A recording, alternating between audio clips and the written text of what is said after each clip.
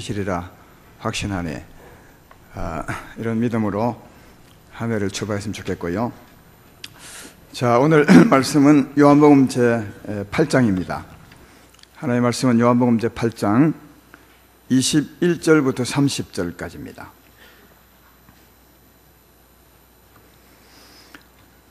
제가 봉독하겠습니다. 요한복음 제 8장 21절부터 다시 이르시되 내가 가리니 너희가 나를 찾다가 너희 제 가운데서 죽겠고 내가 가는 곳에는 너희가 오지 못하리라.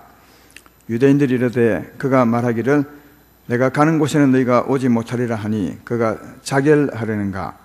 예수께서 이르시되 너희는 아래에서 났고 나는 위에서 났으며 너희는 이 세상에 속하 있고 나는 이 세상에 속하지 아니하였느니라. 그러므로 내가 너희에게 말하기를 너희가 너희 제 가운데서 죽으리라 했노라. 너희가 만일 내가 그인 줄 믿지 아니하면 너희 제 가운데서 죽으리라. 그들이 말하되 내가 누구냐? 예수께서 이르시되 나는 처음부터 너희에게 말하여 온 자니라. 내가 너희에게 대하여 말하고 판단할 것이 많으나 나를 보내신 이가 참되심에 내가 그에게 들은 것을 세상에 말하노라 하시되 그들은 아버지를 가리켜 말씀하신 줄을 깨닫지 못하더라. 이에 예수께서 이르시되 너희가 인자를 든 후에 내가 그인 줄을 알고 또 내가 스스로 아무것도 하지 아니하고 오직 아버지께서 가르치신 대로 이런 것을 말하는 줄도 알리라. 나를 보내신 이가 나와 함께 하시도다. 나는 항상 그가 기뻐하시는 일을 행함으로 나를 혼자 두지 아니하셨느니라. 이 말씀을 하심에 많은 사람이 믿더라. 아멘. 오늘 전할 말씀은 믿으나 안 믿는 사람들, 좀 말이 안 되는 제목 같습니다. 믿으면 믿지 어떻게 또 믿으면 안 믿는 사람 안 믿느냐, 이런 내용이지만 그러나 성경에 보면 믿으나 안 믿는 사람이 있습니다. 믿으나 안 믿는 사람이 있다는 말은 우리 가운데도 이런 사람이 있을 수 있다는 것을 말해 주거든요. 오늘 믿으나 안 믿는 사람들을 잘 이해해 보셔서 바르게 믿고 살아가면 참 좋겠다는 생각이 듭니다. 안 믿는 사람들은 바르게 믿고 또 믿는 사람들도 바르게 믿고 가면 좋겠다는 마음으로 이 말씀을 전하게 되었습니다. 먼저 말씀 전하기 전에 한 가지 좀 부탁하고 싶은 것은 지난번 언젠가 제가 말씀한 적이 있습니다. 이 하나님 말씀은 그 내용만이 아니라 말만이 아니라 말씀과 함께하는 성령의 능력, 하나님의 능력이 있다고 했습니다. 오늘도 내용만 듣지 말고 이 말씀과 함께하는 하나님의 능력을 함께 믿음으로 들으신다면 은혜도 받고 내용도 받는 그런 시간이 되리라 그렇게 생각합니다.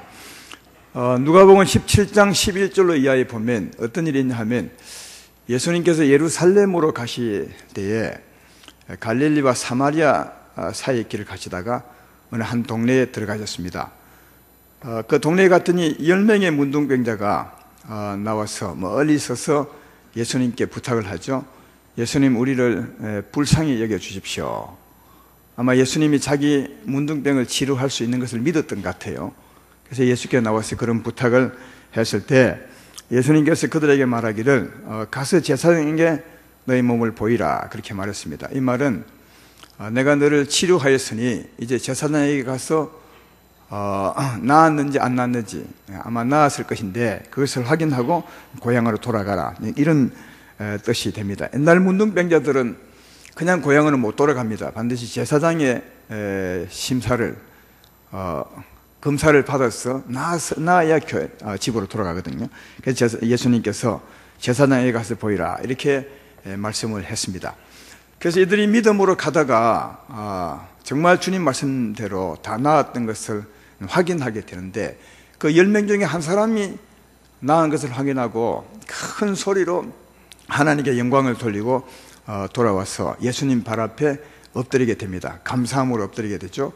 그때 예수님께서 그 사람에게 말하기를 내가 다 10사람을 다 치료하지 않았느냐, 근데 왜 9은 어디 가느냐, 이 한 사람밖에 돌아오지 아니하느냐 하면서 그 한 사람에게 말하기를 내 믿음이 너를 구원하였느니라, 일어나 돌아가라 그렇게 이제 말씀했던 것을 볼 수 있습니다.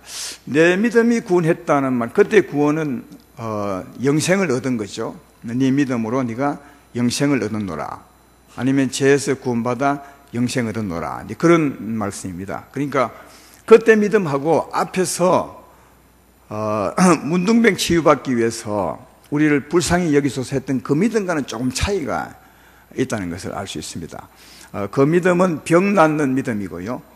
두 번째 한 사람이 나와서 주 앞에 나왔을 때 주님이 내 믿음대로 구원을 받을지다 할 때, 그때 구원은 영생 얻는 구원을 볼 수가 있습니다. 그러므로 여기서 우리가 알 것은 그 병 낫는 것과 구원받는 것은 조금 다르다는 것을 알 수 있습니다. 병이 나았다고 해서, 또 하나님의 어떤 이적을 보았다고 해서, 큰 은혜를 입었다고 해서 구원을 받는 것이 아니라, 병이 나았다면 병을 치료하신 주님에게로 와서 그 주님을 구세주로 믿을 때 구원받게 된다는 사실을 알 수가 있습니다. 우리도 교회에 나와서 또는 하나님을 믿을 때 많은 은혜를 체험하게 되죠. 병 낫는 체험도 하고 은혜를 체험하게 되는데, 그것으로 구원받은 것이 아닙니다. 그렇게 은혜를 받았다면 은혜 주신 앞에 나와서 그분을 구세주로 믿으세야 그때 비로소 내 믿음이 너를 구원하였느니라 했던 것처럼 구원을 받는 사실을 알 수가 있습니다.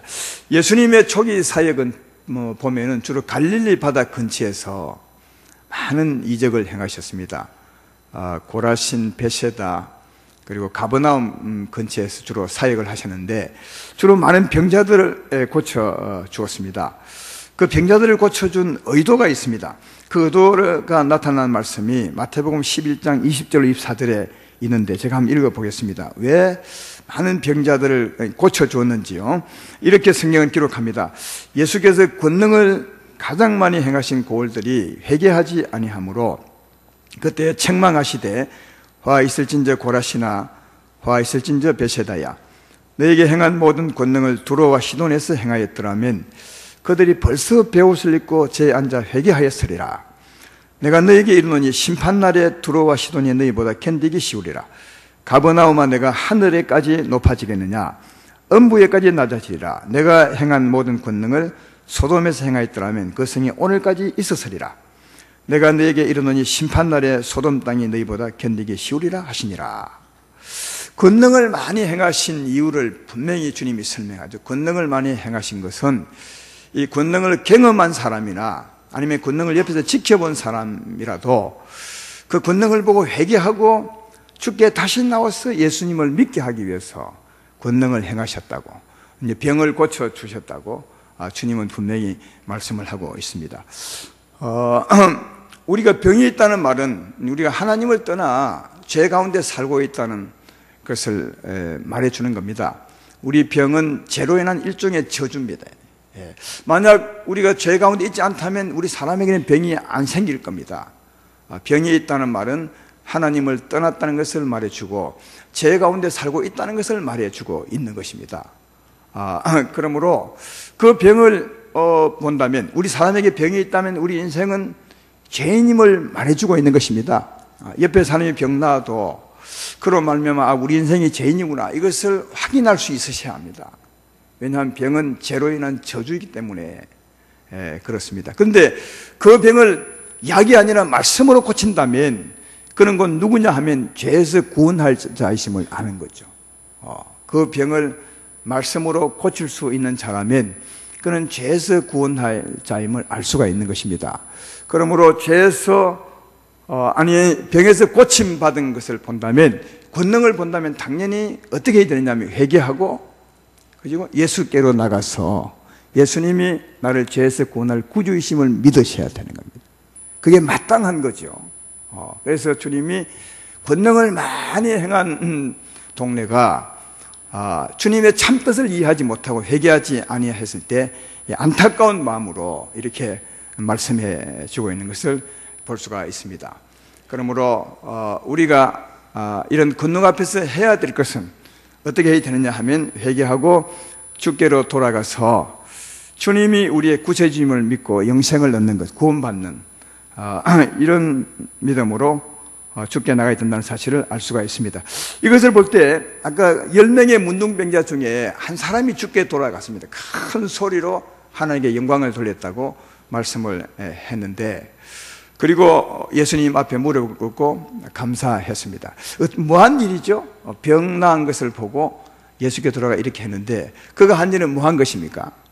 이 병 나은 것을 보고 예수님이 나를 죄에서 구원할 구주심을 알고 회개함으로 죽게 나가서 예수님을 구주로 믿고 있는 그 모습을 잘 발견해 볼 수가 있습니다. 제 말 이해되시면 아멘 합시다. 그러니까 아마 병이 나았을 때 큰 소리로 하나님께 영광을 돌렸다고 했는데, 이렇게 했죠. 하나님이 내 병을 치료하셨습니다. 하나님이 예수님을 통해서 내 병을 치료하셨습니다. 그러므로 나는 죄인입니다. 이 죄를 용서해 주십시오. 이 나를 죄에서 구원하여 주십시오. 이런 믿음으로 예수께 다시 돌아와서 무릎 꿇었던 것을 볼 수가 있는 것입니다. 그러므로 이 한 사람 같은 사람이 믿음이 옳은 겁니다. 아름다운 교회 성도 여러분, 우리가 살다가 이런 권능을 보거들랑 또 내가 처음 하거들랑 그때 그것으로 만족하지 마시고 그 치료하신 예수님 앞에 나오셔서 꼭 회개하시고 그를 믿으셔서 죄 사함받고 구원을 받게 되기를 주의 이름으로 축원합니다. 그런데 이 당시에 많은 사람들은 권능을 보았지만 오늘 10명의 문둥병자 중에서도 9명은 권능을 경험도 했지만 그것으로 끝이었어요. 나오지 않았죠. 예수님께. 그냥 그 권능을 경험하고 갔습니다. 많은 가버나움 베세다 사람들도 그렇게 했던 것을 볼 수가 있습니다. 이 사람들은 예수님이 병 치료하는 것을 알았지만 그보다 더 중요한 근본 구원이죠. 죄에서 구원하는 구주이심을 몰랐던 거죠. 정말 중요한 것은 죄에서 구원하는 건데 이들은 그 권능의 은혜만 받고 고향으로 돌아가서 구원받지 못했다는 거예요. 그들은 예수님이 자기를 치료하는 분임은 분명히 믿었어요. 그러니까 예수님께 나왔고 또 권능을 경험했던 것을 발견해 볼 수 있는데 죄에서 구원하는 것은 몰랐습니다. 그래서 병 낫고 그냥 고향으로 돌아갔습니다. 이 사람들은 믿으나 안 믿는 사람들임을 볼 수 있습니다. 우리 가운데도 이런 분들 들어 있습니다. 교회 나와서 병 낫고는 교회 안 나오는 분들이 많은데 그것으로 구원받는 것이 아닙니다. 그렇게 해준 이유가 있습니다. 그러니까 그것을 안다면 내가 누구냐는 겁니다. 너를 치료한 이 내가 누구냐는 거예요. 내가 죄에서 구원하는 구세주임을 믿고 내게 나와서 죄에서 구원받고 영생 얻기를 바라시고 그 일을 하셨다고 주님은 말씀하고 있으니 권능을 보시거나 권능을 경험했거나 자신이 회개하고 주 앞에 나가셔서 그를 구세주로 믿고 영생을 얻는 구원받는 여러분 되기를 주의 이름으로 축원합니다.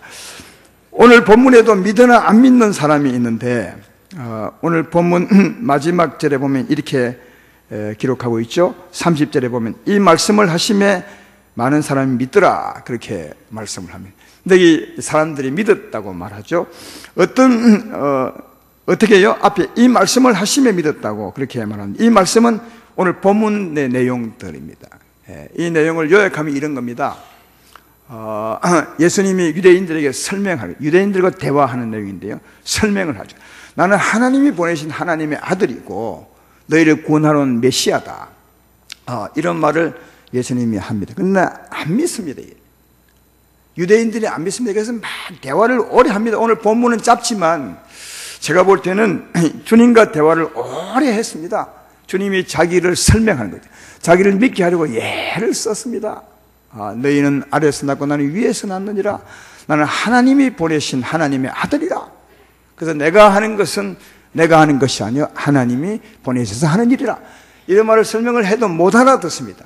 그러나 이런 설명을 막 오래 했더니 결국은 이제 믿게 되었다고, 이 말씀을 하시면 믿게 되었다고 그렇게 말씀하고 있는 겁니다. 근데 믿게 된 결정적인 말씀이 바로 그 위에 27절부터 있습니다. 한번 읽어볼까요? 그들은 아버지를 가리켜 말씀하신 줄을 깨닫지 못하더라. 하나님 아버지를 깨닫지 못한 거죠.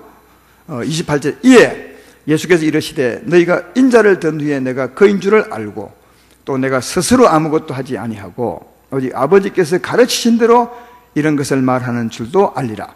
나를 보내신 이가 나와 함께 하시도다. 난 항상 그가 기뻐하시는 일을 행함으로 나를 혼자 두지 아니하셨느니라. 이 말씀을 하심에 많은 사람이 믿더라. 그렇게 말합니다. 뒤에 그 말씀은 사실 한 것이 아니라 많은 대화를 했는데 결정적으로 이 말씀을 하심에 믿었다고 그렇게 말씀합니다. 그래서 이렇게 믿은 사람에게 주님이 그 다음부터 말하는 거예요. 이 믿은 사람에게. 자, 31절 32절을 보십시오. 그러므로 예수께서 자기를 믿은 유대인들에게 이르시되 너희가 내 말에 거하면 참으로 내 제자가 되고 진리를 알지 진리가 너희를 자유롭게 하리라. 그렇게 말씀을 했습니다. 그러니까 믿은 사람에게, 나를 메시아임을 믿은 사람들에게 예수께서 말씀하기를 내 말을 잘 듣고 믿으면 진리를 알게 될 텐데 그 진리가 너희를 자유케 하리라. 그렇게 말해 준 겁니다. 그러니까 이것은 메시아로서 오셔서 하실 일을 설명한 거죠. 구원의 일을 설명한 겁니다. 앞에는 자기가 메시아임을 말씀한 거라면 뒤에는 조금 전에 그 말씀은 메시아로서 왜 왔느냐, 메시아로서 해야 될 일, 구원의 일을 설명하게 된 겁니다. 그리고 이제 진리가 너희를 자유케 하리라, 이 말씀을 뒤에 대화 통해서 계속 설명하는 말씀이 오늘 본문 뒤에 있는데 제가 시간 관계상 요약해서 설명해 보면 이런 겁니다. 우리 인생은 처음부터 하나님을 떠났다는 겁니다. 대화 통해서 제가 요약해서 설명하는 겁니다. 우리 인생은 처음부터 우리 조상 아담에부터 하나님을 떠났는데 마귀의 유혹을 받아서 떠나게 되었다는 겁니다. 그래서 하나님을 떠나면 마귀의 가족이 된 거죠. 여러분, 하나님을 떠나면 아무것도 없는 것이 아닙니다. 마귀의 유혹을 받아서 하나님을 떠나게 되었으므로 마귀와 함께하게 되었고 마귀의 가족이 되었고 더 가까이는 마귀의 자녀가 되었다고. 내 말이 아니라 예수님 말씀이에요. 오늘 본문 뒤에 그렇게 이어지고 있습니다. 근데 마귀란 놈은 어떤 놈이냐 하면, 마귀란 놈은 놈이라 해도 괜찮겠죠. 어떤 놈이냐 하면 그는 처음부터 탐욕스러운 자고 처음부터 미워하는 자고 살인자고 처음부터 거짓말장이에요. 거짓이 압이라고. 그러니까 거짓의 근본이란 말이죠. 그래서 그의 근본이 탐욕과 미움과 거짓이니까 그 탐욕과 거짓과 미움으로 우리 인생의 마음을 덮어버린 거죠. 우리 마음을 어둡게 만들어버린, 탐욕스러운 마음으로 만들어버려서, 그래서 우리는 인생은 죄의 종이 되어서 죄를 짓지 않을 수 없는 죄의 종으로 살아가는 것이다. 내가 온 것은 바로 여기서 구원하사 진리로 죄를 짓지 않게 하기 위해서 온 것이라. 이렇게 말한 거예요. 여러분, 이렇게 말한 겁니다. 이제 요약을 제가 잘 했습니다. 근데 이 사람들이 이 말씀을 도무지 못 받는 겁니다. 왜 못 받냐 하면 자기들은 태어날 때부터 하나님 나라에 태어났고 아브라함의 후손이고 하나님 백성인데 어떻게 우리가 마귀의 자손이냐는 거예요. 우리가 어떻게 죄의 종이냐. 마귀의 자녀가 되어본 적도 없고 또 죄의 종이 되어본 적도 없는데 우리가 아브라함의 후손인데 어떻게 우리를 죄의 종이라 하느냐. 그래서 예수님이 말하죠. 맞다. 육적으로는 너희가 아브라함의 후손이 맞지만 그래도 너희가 죄의 종이다. 그래서 죄를 짓고 사는 것이다. 그래도 안 받아들입니다. 그래서 이 본문 뒤에 보면 예수님과 이런 대화를 하면서 이 유대인들이 이 마음으로 굉장히 예수님을 미워합니다. 어느 정도 미워하냐 하면 한번 볼까요? 오늘 본문 뒤에 37절을 보십시오. 거기 보면 나도 너희가 아브라함의 자손인 줄을 아노라. 육적으로는 아브라함 자손이라고 설명하죠. 그래서 내 말이 너희 안에 있을 곳이 없어 너희가 나를 죽이려 하는도다. 앞에 예수님이 구세주임을 믿었잖아요. 지금 대화하고 있는데 어떻게 이들이 죽인다고 할 수 있겠어요? 이들의 마음이 그렇다는 거예요. 죽이고 싶도록 막 미운 마음을 가지고 있는 거예요. 예수님과 대화 중에. 우리도 때때로 이웃과 대화할 때 마음이 안 들리면 마음속에 막 굉장히 미워하는 마음으로 대화한 것처럼 이 마음으로 미워하는 것을 이렇게 표현한 겁니다. 예수님과 대화할 때 예수님이 자기들을 마귀의 종이라 함으로 이 마음속으로는 주님을 죽이고 싶도록 미웠다는 거죠. 그걸 그렇게 표현한 겁니다. 40절에도 보면 이렇게 되어 있습니다. 지금 하나님께 들은 진리를 너에게 말한 사람이 나를 죽이려 하는도다. 아브라함은 이렇게 하지 아니하니라. 그러니까 이들은 대화하면서 계속 속으로는 예수님을 죽일 만큼 미워하고 있는 거죠. 그래서 결국은 이 대화가 끝날 때 어떻게 끝나느냐 하면, 아니 이것 때문에 끝나죠. 59절에 보면, 한 장 넘겨서 59절을 보십시오. 거기 보면 대화 끝나고 난 후에 마지막 부분에 그들이 돌을 들어 치려하거늘 예수께서 숨어 성전에서 나가시니라. 결국은 돌을 들어서 주님을 죽여버리려고 그랬는데 하나님의 은혜로 예수님이 숨어서 지나가는 것을 발견해 보셨습니다. 여기 보십시오. 아까 오늘 본문에는 이 사람들이 예수님을 구세주로 믿었습니다. 하나님이 보낸 하나님의 아들임을 그들이 믿었어요. 그러나 예수님이 말씀을 듣고는 안 믿습니다. 이게 무슨 말씀이죠? 예수의 말씀을 듣고는 이게 도무지 안 받아들인 거죠. 예수님을 안 믿습니다. 돌로 치려 합니다. 예수님이 하신 말씀이 뭡니까? 그들이 하나님의 사람이 아니라 죄의 종이며 사망의 종이라는 사실. 이 말씀을 못 받아들이는 거죠. 이 말씀을 인정을 못하는 겁니다. 예수님 말씀은 너희가 죄의 종이며 사망의 종이라, 그래서 죄를 짓는 것이라. 이 말씀을 이들이 못 받아들이므로 자기를 시인하지 못함으로 예수님을 버리게 되는 걸 보십니다. 다시 말해 이 사람은 믿으나 안 믿는 사람들이었어요. 여러분, 지금도 이런 사람 많이 있습니다. 예수님은 믿지만 예수님이 하는 일은 안 믿는 겁니다. 왜냐하면 그 말씀을 받을 수가 없는 거예요, 본인이요. 지금도 이런 분이 들어있습니다. 복음 전하거나 또 말은 하지 않지만 설교해보면 이런 분이 있죠. 아니 목사님, 우리가 어떻게 죄의 종입니까? 우리가 지금 마귀의 종입니까? 하나님의 자녀 아닙니까? 교회도 나오고 있는데, 예배 드리고 있는데 어떻게 하나님의 사람이지 마귀의 종이며 귀신의 종입니까? 죄의 종입니까? 그럴 수 없습니다. 이런 분들이 있습니다. 특별히 뭡니까? 모태신앙 성도들은 그러죠. 모태신앙인들은 어릴 때부터 부모님, 믿음의 부모님 품에서 태어났고 또 부모님 품에서 자라게 되잖아요. 그런 사람에게 이런 설교하면, 목사님 그런 말씀 하지 마십시오. 나는 모태에서부터 우리 모태신앙이고 우리 어머니의 믿음 안에서 내가 태어나고 자라고 왔는데 내가 어떻게 마귀의 종이며 죄의 종입니까?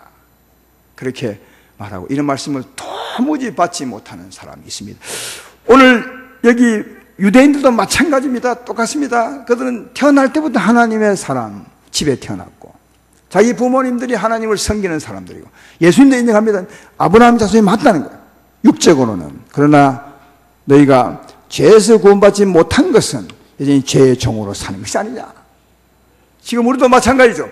모태신앙으로 태어나 살아왔어도 그 본인이 죄에서 구원받은 경험이 없다면 우리 인생은 처음부터 죄의 그늘날에 태어났으므로 본인이 스스로 예수를 믿음으로 죄에서 벗어나지 아니했다면, 그러니까 모태신앙의 집안의 사람이 맞지만 그래도 그는 아직까지 죄의 종으로 살아가고 있는 것임을 알 수가 있습니다.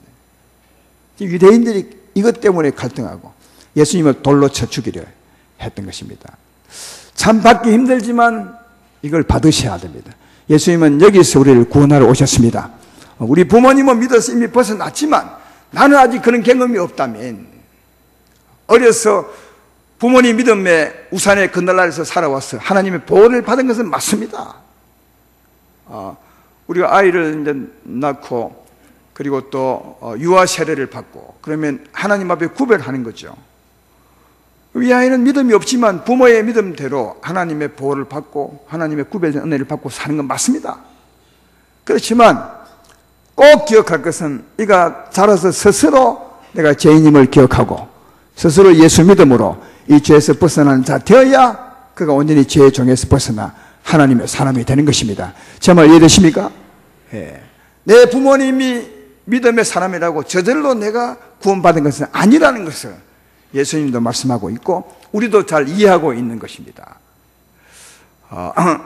그러나 아까도 얘기했지만 어릴 때부터 부모의 믿음 가운데 자랐기 때문에 하나님의 보호를 받은 것은 분명합니다.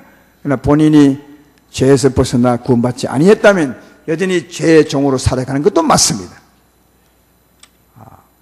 예수님은 이런 우리를 구원하러 오셨다고 그렇게 말씀하고 있는데, 이런 일을 구원하사 자유를 주기 위해서 오셨다고 말씀하는데, 아까 주께서 하신 말씀이 무엇입니까? 내 말에 거하면 참으로 내 제자가 되고 진리를 알게 될지니 진리가 너희를 자유케 하리라. 그렇게 말씀합니다. 진리가 자유케 하리라. 이런 구원을 위해서 오셨는데, 진리가 자유케 하는 그 구원은 어떤 자유입니까? 이것은 죄의 종의 의미를 잘 알면 잘 이해할 수 있습니다. 죄의 종이란 말은 아까도 이랬지만 사망의 세력을 잡은 자가 탐욕과 거짓과 불의한 능력으로 우리 마음을 덮은 거죠. 우리 마음을 탐욕으로 물들인 겁니다. 거짓과 불의로 물들어 버린 것. 이게 죄인입니다. 그러니까 죄를 짓지 않고 싶어도 짓지 않을 수 없는 사람, 이게 죄의 종이죠. 죄의 힘에 끌려다니는 거죠. 세상의 모든 사람은 다 이렇게 죄의 종으로 살아가고 있지 않습니까? 어둠이 우리 마음을 덮어버렸기 때문에 그런 겁니다. 이게 죄의 종이라면 진리로 자유케 한다는 말은 이게 반대입니다. 우리를 덮었던 사망을 다 걷어내는 거죠. 욕심을 걷어내고 미움을 걷어내고 그리고 불의를 걷어내는 겁니다. 이게 중생의 시선입니다. 예수 믿을 때 하나님의 성령이 오셔서 우리 심령을 새롭게 하십니다. 중생으로 씻습니다. 왜 오늘 이렇게 아멘이 적습니까? 내 목소리가 별로 안 좋았어요. 그렇죠. 오늘 목소리 안 좋은 분이 한두 분이 아니네 보니까. 이상률 목사님도 목소리가 별로 안 좋던데.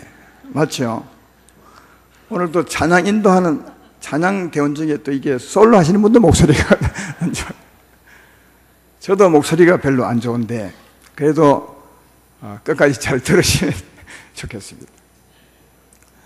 사망이 우리를 덮어버렸으므로 죄의 종이 되는 겁니다. 근데 진리로 자유케 한다는 말은 이거 반대입니다.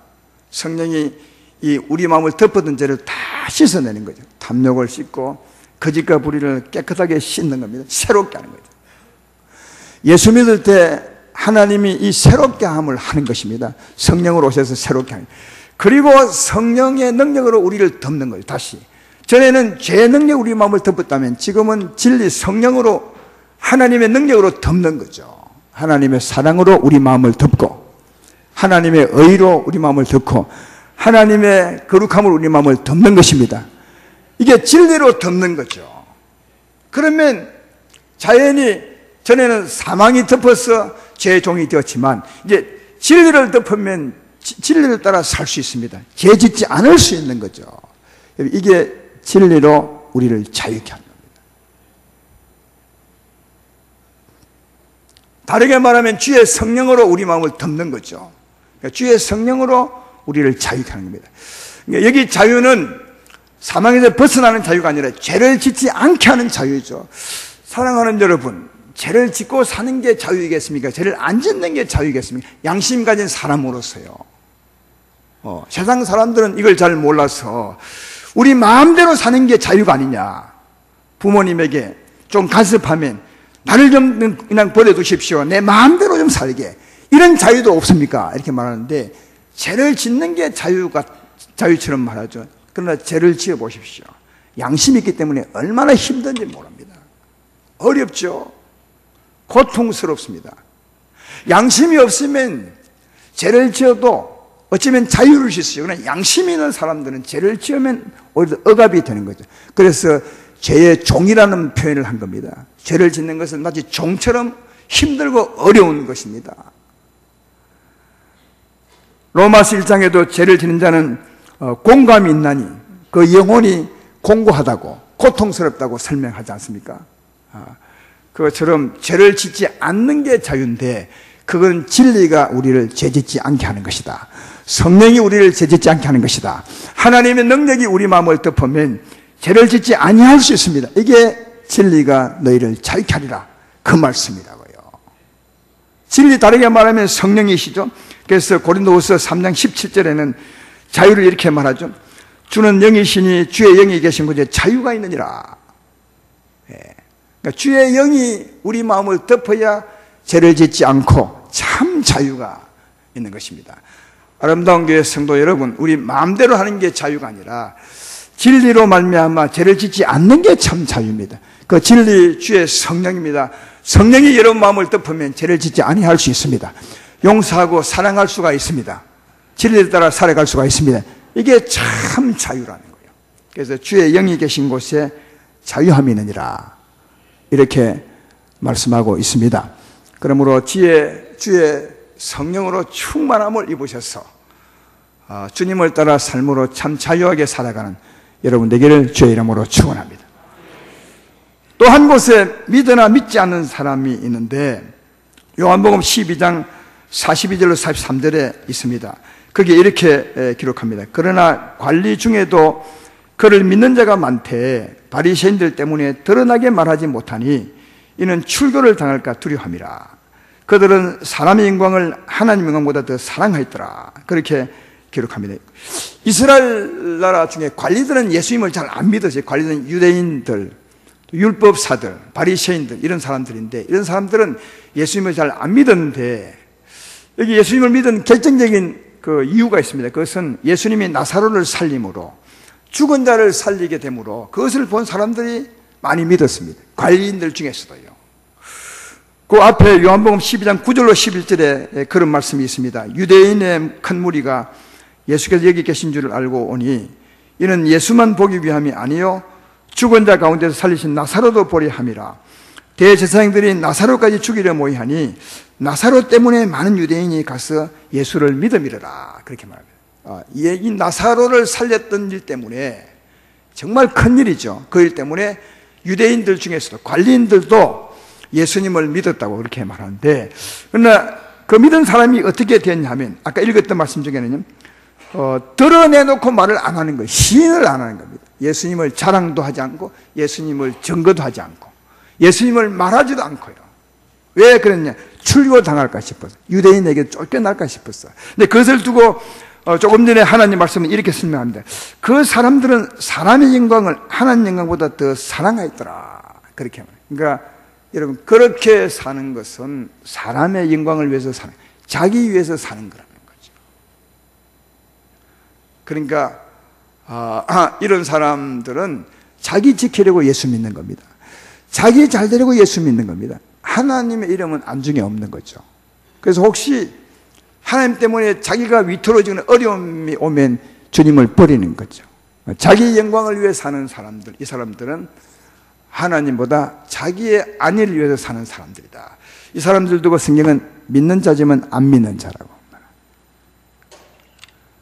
요한복음 9장에 보면 예수님이 날 때부터 소경된 아이를 고쳐줍니다. 실로암 못에 가서 씻어오라 해서 그를 눈을 뜨게 해주는데 그날이 안식일이었어요.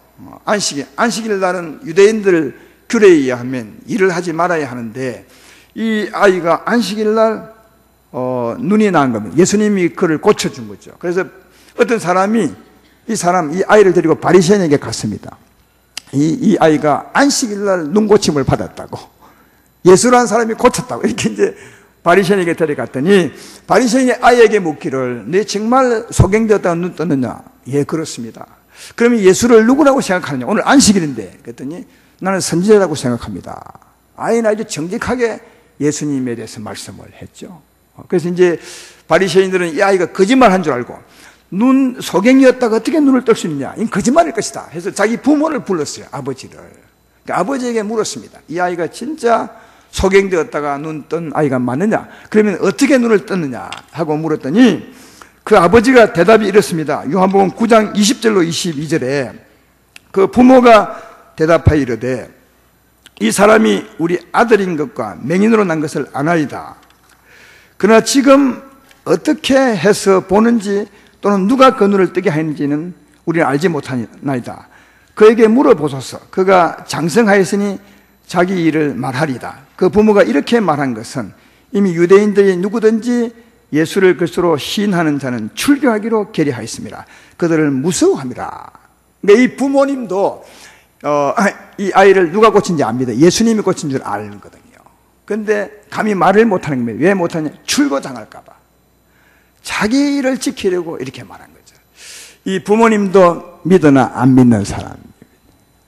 예수님이 고친 줄 믿습니다.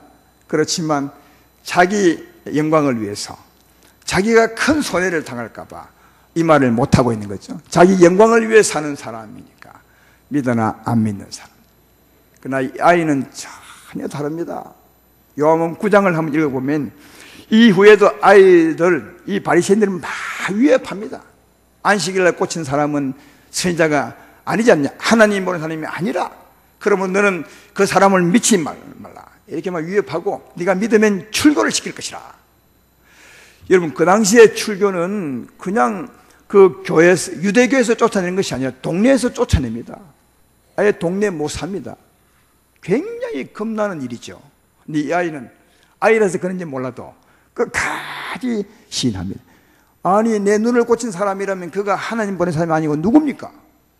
당신들이 참 이상하다고 이래 할 만큼 그런 위협에도 굴하지 않고 예수님을 시인하게 되는데, 그 일로 말미암아 쫓겨나요. 이 아이가 쫓겨났을 때 어떤 일이 있냐 하면, 요한복음 9장 35절에 이런 일이 있습니다. 예수께서 그 사람을 쫓아냈다는 말을 들으셨더니 그를 만나서 이르되 내가 인자를 믿느냐, 이렇게 묻습니다. 그때 요한복음 9장 36절 38절 이어서 대답하여 이르되 주여 그가 누구시오니까 내가 믿고자 하나이다. 예수께서 이르시되 내가 그를 보았거니와 지금 너와 말하는 자가 크니라.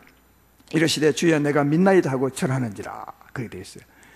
여러분, 이 아이를 쫓아냈어요, 동네 밖으로.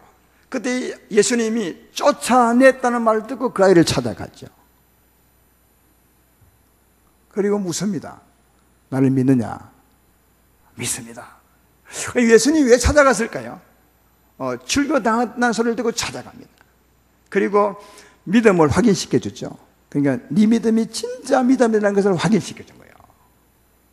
네가 네 영광을 위해서 살지 않고 하나님의 영광을 위해서 사는 자라. 이 믿음을 확인시켜 주고 또 찾아가는 큰 위로를 해주러 간 것이 아니겠습니까? 쫓아냈지만 하나님이 그와 함께 하시고 그를 위로하시고 그의 믿음을 확인시켜 주고 격려해 주는 이런 것을 발견해 볼 수가 있습니다. 이 사람이 믿는 자라고요. 사랑하는 아름다운 교회 성도 여러분, 오늘 저는 믿으나 믿지 않는 세 부류의 사람들을 말했습니다. 여기서 우리는 믿는 것이 무엇인지를 분명히 알 수 있어요. 권능을 경험한 것만이 믿는 것이 아니에요. 권능을 경험했다면, 하는 역사를 보았다면 꼭 회개하고 돌아가셔야 돼요. 권능을 행하신 예수께로 돌아가셔야 됩니다. 그리고 회개하고 죄에서 구원하실 주님으로 믿으셔야 됩니다. 그때 주께서 네 믿음이 너를 구원했다고 그렇게 말씀할 것입니다. 권능으로 만족하지 마시고 권능을 보셨다면 꼭 돌아가 예수님을 구세주로 믿는 여러분 되기를 주의 이름으로 축원합니다. 또 예수님의 구원은 어떤 구원이냐? 죄에서 진리로 자유케 하는 겁니다. 이게 마지막 최고의 구원 아니겠습니까? 진리로 자유케 하는 것입니다. 죄의 종이 되었던 우리를 진리로 자유케 하는 것입니다. 먼저는 우리의 죄값을 십자가로 치루어 주겠죠. 한번 생각해 봐요. 그동안 우리는 죄의 종으로 얼마나 많은 죄를 지었어요. 안 짓고 싶어도 죄를 지을 수밖에 없는 죄의 종이었어요. 태어날 때부터, 아니 어머니 모태에서부터 수많은 죄를 말하지 않아도 마음으로도 엄청난 죄를 우리가 지었던 거죠. 그 죄값을 예수님이 먼저 십자가로 짊어져 주시고, 그리고 그 죄로 말미암아 죄짓게 했던 사망의 세력을 쫓아내시고, 어둠의 세력 귀신을 쫓아내시고 마귀를 쫓아내시고, 그래야 자유를 주지 않겠습니까? 그 다음 우리 심령을 새롭게 하시고 그 묻었던 때를 다 씻어내는 거예요. 성령으로 새롭게 하는 것입니다. 제 말 이해되시죠? 그리고 성령의 능력으로 자정하는 거죠. 우리의 함께 하나님의 사랑으로, 하나님의 의로, 하나님의 거룩함으로 우리 마음을 덮는 거죠. 지금 그 하나님이 우리와 함께 계신 줄로 믿습니다. 그 힘이 우리와 함께 계신 줄로 믿습니다. 이 힘을 힘입으면 주의 능력이 나를 덮었으니까 이제는 의의 종이 되는 겁니다. 이게 진리가 너희를 자유케 하는 것입니다. 이게 구원입니다. 단지 죄 용서가 구원이 아닙니다. 죄 용서만 했다면 또 죄 지을 가능성이 많잖아요. 죄 짓지 않도록까지 하는 게 구원입니다. 그래서 십자가로 우리 죄를 사하시고 우리 심령을 새롭게 하시고 성령으로 역사하사 날마다 힘을 주는 거죠. 이 힘을 의지하고 살아가면 의의 종이 될 수 있는 겁니다. 이게 진리가 너희를 자유케 하리라. 그래서 예수님이 아까 말씀할 때 그랬지 않습니까? 너희가 내 말을 듣고 내 말에 거하면, 내 말을 잘 듣고 믿으면 진리를 알게 될지니 진리가 너희를 자유케 하리라. 그렇게 말씀한 거죠. 예수의 말씀을 잘 들으면 제사함 받을 수 있습니다. 예수 말씀을 잘 들으면 제시선 받을 수 있습니다. 예수 말씀을 들으면 귀신을 쫓아낼 수 있습니다. 예수의 말씀을 잘 들으면 주님이 함께 하십니다. 주의 말씀을 잘 듣고 믿으면 주의 능력이 나를 감싸합니다. 그러면 진리로 우리는 자유케 하는 삶을 살아갈 수 있습니다. 이게 진리가 참 자유를 주는 겁니다. 양심가진 우리들은 죄를 짓지 않을 때 참 평화와 자유가 오는 것입니다. 이런 자유를 누리며 살아가기를 주의 이름으로 축원합니다. 이렇게 구원받은 사람이라면 이제는 자기 영광을 위해 사는 자가 아니라 주의 영광을 위해서 사는 자가 되어야 된다는 거죠. 내 지키려고 예수님 믿으십니까? 여러분 잘 되려고 예수님 믿으십니까? 그건 잘못 믿는 겁니다. 믿으나 안 믿는 사람들이죠. 이제는 나를 버리고 항상 내 생각을 버리고 주님을 따라 살아갈 때 주께서 나와 함께 하시고 나를 보호해 주시고 내 하는 일 잘 되게 할 줄로 믿습니다. 또 내가 주님을 따라가야 주님이 내 삶을 바꾸는 거죠. 나를 지키기 위해서 나를 위해 살면 내 삶의 변화가 어디에 있습니까? 거기서 머무는 거지, 그 자리에서. 그러나 주님 우리와 함께 계시면 진리로 자유케 할 뿐 아니라 그런 삶을 통해서 나를 더 아름답게 만들어 가는 것입니다. 그러면 나를 버리고 주님을 따라갈 때 주께서 나를 그렇게 바꾸어낼 줄로 믿습니다. 따라서 내 영광을 위해 사는 것이 아니라 믿는 사람은 주의 영광을 위해 사는 겁니다. 다니엘의 세 친구 얘기를 알잖아요. 느부갓네살 왕이 큰 우상을 세우고 여기 절하지 않으면 다 풀무불에 집어넣을 것이라. 전부 절했죠. 전부. 한 사람도 예외 없이 전부. 왜? 죽을까 싶어요. 자기를 위해서 다. 근데 하나님의 사람, 다니엘의 세 친구들은 하나님을 믿기 때문에 우상에 절할 수 없는 겁니다. 자기 몸이 죽어도 할 수 없는 겁니다. 그래서 느부갓네살 앞에 잡혀가서 말했잖아요. 느부갓네살 왕이여, 그런 말 마십시오. 우리가 죽어도 우리는 이 우상에 절할 수 없습니다. 우리 하나님의 사람입니다. 내 살겠다고 하나님 버릴 수 없습니다. 그 말 아닙니까? 그래서 자기 영광 위에 살지 않고 하나님의 말씀을 따라 살죠. 절하지 않죠. 그래서 풀물에 던져졌어요. 그렇지만 하나님은 절대로 넣지 않습니다. 던져졌는데 하나님이 동시에 역사하사 그 불이 그들을 건드리지 못하도록 딱 막으셨죠. 안전하게 보호하시고 위로하시고 건져내시고 그 뒤에 보면 훨씬 더 높여주셨어요. 이게 하나님의 영광을 위해 사는 사람들의 삶의 모습이죠. 하나님 반드시 찾아옵니다. 그를 위로하십니다. 잘되게 하십니다. 세우시고 높이십니다. 아까 출교당한 그 어린아이도 마찬가지 아닙니까? 출교당했다는 말을 듣고 주님이 딱 찾아옵니다. 절대로 늦지 않습니다. 그러므로 믿는 성도 여러분들이여, 여러분의 영광을 위해 살지 말고 힘든 일이지만 하나님의 영광을 위해 살아보십시오. 지금 풀무불이 막 피워져 있고 우상에게 절할 수는 없고 이제 그 결과로 이게 막 던져지게 될 때 그때 믿음의 사람도 아마 조금은 힘들 겁니다. 야, 이게 던져져 죽으면 어떡하지? 끝이 아닌가? 그렇죠. 그래서 여러분 많은 사람들이 자기 영광을 위해서 살기는 쉬운데 하나님 영광을 위해 살기가 참 힘들다고요. 그런 상이 늘 전개되기 때문에. 그러나 하나님을 믿으십시오. 그래서 믿는 겁니다. 끝까지 신뢰하십시오. 그 다니엘의 친구들처럼 느부갓네살 왕이여, 그런 말 마십시오. 여기 우리가 던져진다 해도 우리는 하나님을 믿고 죽을 것입니다. 그렇게 하나님의 영광을 위해서 살았을 때 죽어도 천국 가서 영광스러운 자리에 서겠지만, 그러나 하나님이 우리의 죽음은 하나님의 때에 있는 것인가, 결코 우리 때에, 그들 때에 안 죽습니다. 하나님이 찾아오셔서 지켜 보호할 줄로 믿습니다. 그리고 하나님의 영광을 위해 사는 자 위로하시고 그를 더 높이 세운다는 사실을 알 수가 있습니다. 하나님의 사람은 이렇게 사는 것입니다. 믿으나 믿지 않은 사람이 참 많은데 정말 믿음으로 사셔서 하나님의 기쁨이 되시고 하나님의 은혜를 받고 살아가는 모두가 되기를 주의 이름으로 축원합니다.